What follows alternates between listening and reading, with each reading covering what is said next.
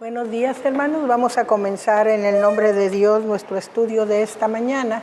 Vamos a continuar con nuestro estudio. Estamos en el capítulo 2 de Mateo y vamos a empezar la lectura con el versículo 16.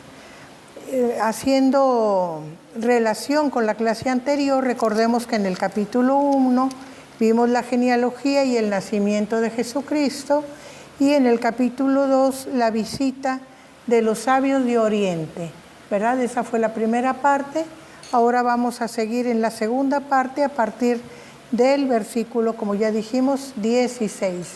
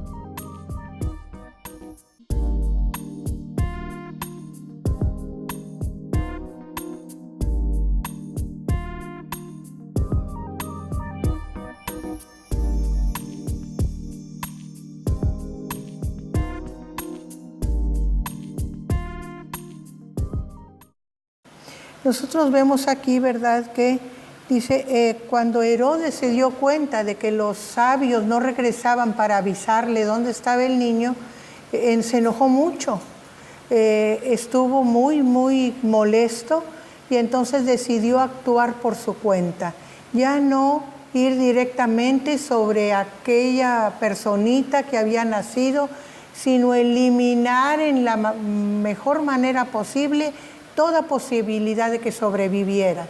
Por eso, como había investigado con los sabios en qué momento habían visto aparecer la estrella, lo que indicaba el nacimiento de este rey, entonces calculó que sería máximo 2 años. Quiere decir que era menos, pero para asegurarse máximo 2 años, y no solamente en Belén, sino en todos los alrededores.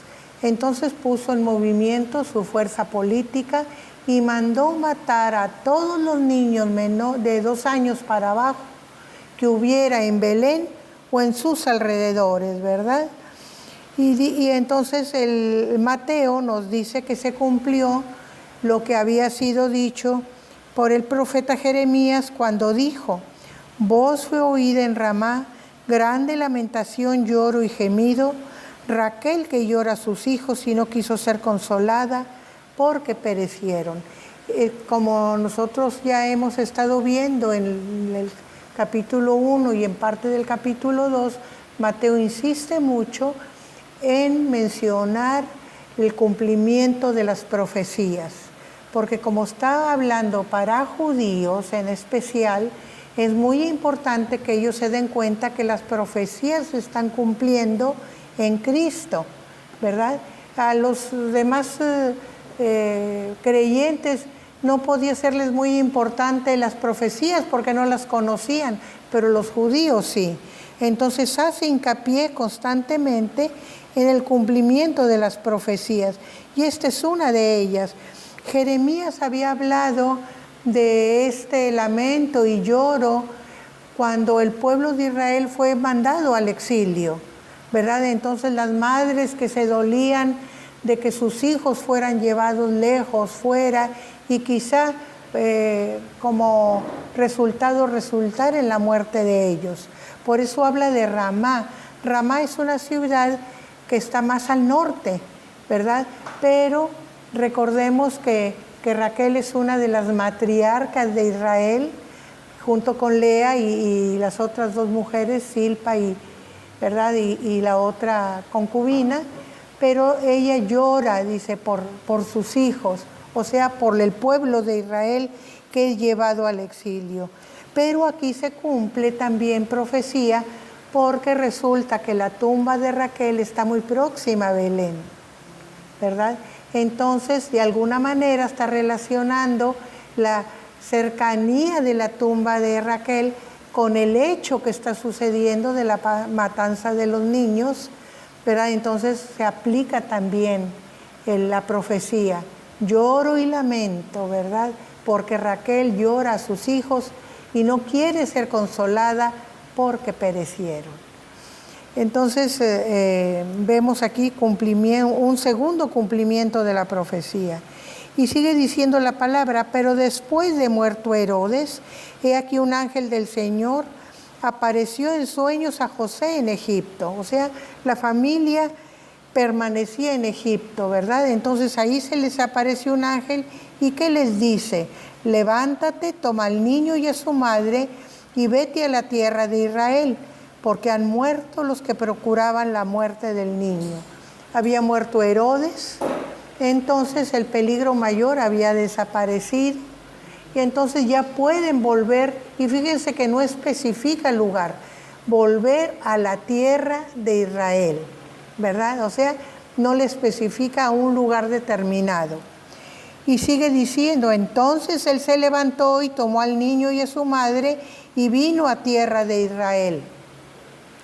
Fue obediente de inmediato, ya podía volver y no hay cosa más agradable para alguien que volver al lugar de su nacimiento, ¿verdad? Lo que conoce con los suyos, entonces contento se levanta y vuelve. Dice, pero oyendo que Arquelao reinaba en Judea en lugar de Herodes su padre, tuvo temor de ir allá, pero avisado por revelación en sueños fue a la región de Galilea.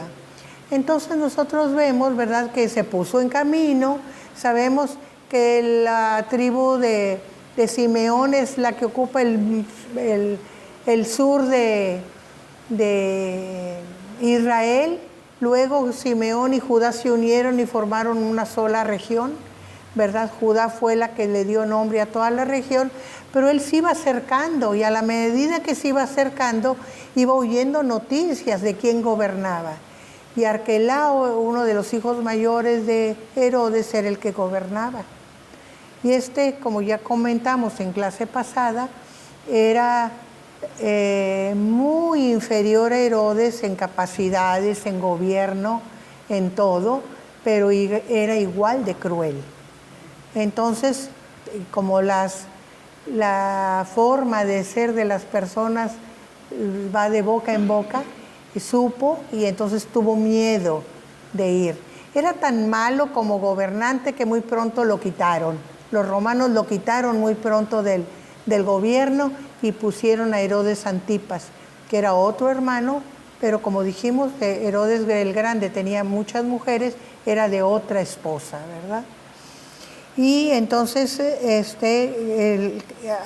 cuando él tiene temor, el ángel le dice, no temas, no te quedes en Judea, sino vete a la región de Galilea, que era la región en donde habían estado habitando antes de venir a cumplir con el censo, que fue lo que los obligó a venir a la región de Judea, y no se quedaron en las inmediaciones de Jerusalén porque no hallaron posada, siguieron caminando, fueron en Belén, que era el lugar de la tribu, los padres de los antecesores de José. Entonces se quedaron en las afueras de Belén, ¿verdad?